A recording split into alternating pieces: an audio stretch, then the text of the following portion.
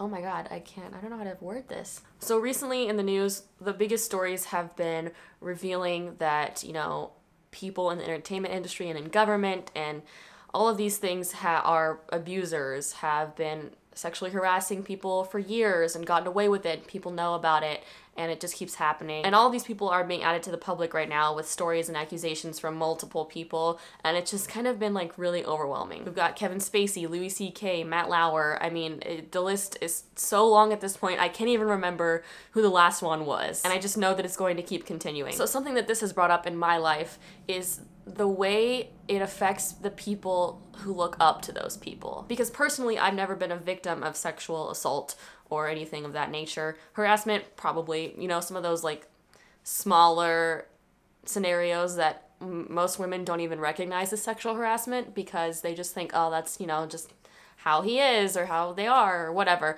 But, you know, as these allegations and stories have been coming out and like the little tiny like comments from people, I've like, oh yeah, I've gotten that before. Was that sexual harassment?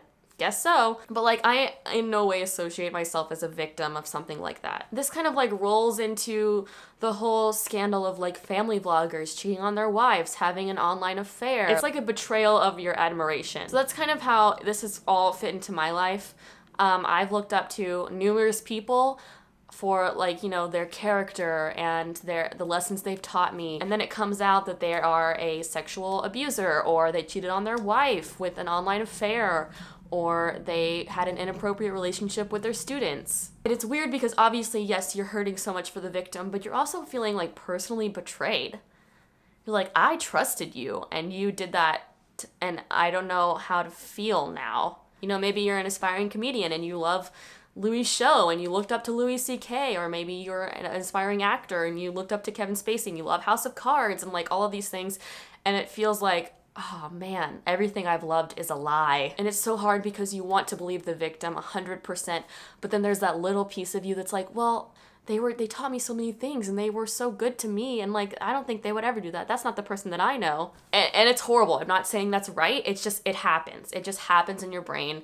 And I have learned to train myself to say, no, that doesn't matter. It doesn't matter how they were to you.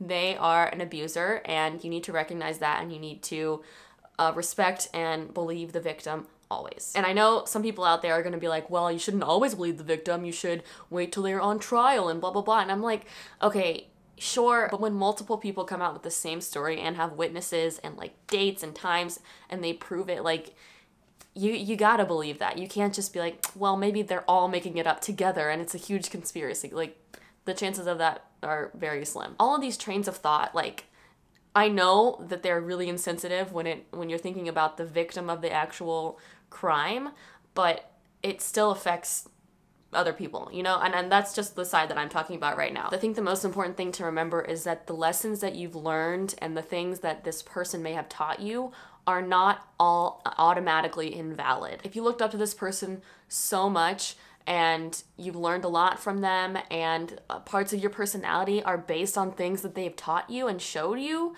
then that is valid. And that doesn't mean that you're a bad person for like still listening to their advice.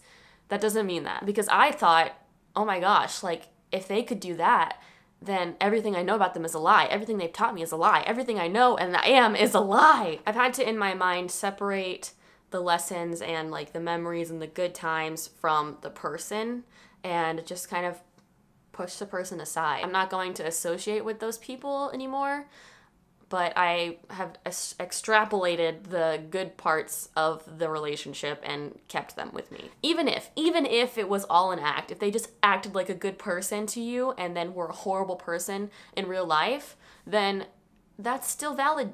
I mean, the lessons and like the things that you learned from them are still valid. I can't tell you the amount of lessons and things and like ways to be a good person I've learned from books and movies. And guess what? Those aren't real people either. Those are just actors playing characters, and those characters aren't real. So even if they were an actor and they were playing a character, the things that you've learned are still real. And it just goes to show you that nobody is perfect. Nobody is as good as they look online or in movies or in TV shows. They're real people. They're real messed up. And it sucks. The lessons and like the personality traits and maybe the career aspirations that you've learned from these people and that you have are still valid. But don't use that to defend the person because they still f***ed up. That's another thing I want to highlight. Do not use the good parts of the person to defend their actions because they still did the thing. You just gotta split it. Just split it, take the good things, leave the person. That's what I did in my life, and that's what I will continue to do because you always need to believe the victim or else people won't come out and it'll just keep happening. So that's all I've got to say. Don't abuse people, don't support abusers. If you want to share your thoughts, put them in the comments below and I'll be responding to people. If I said anything in this video that was completely offensive and horrible to say, then I will be correcting it in the comments after you guys call me out for it. And I'm sorry if I've done that. I've tried really hard to not say anything that would hurt a victim because that's the last thing I want to do. They've already been hurt. Okay, thanks for watching. Bye.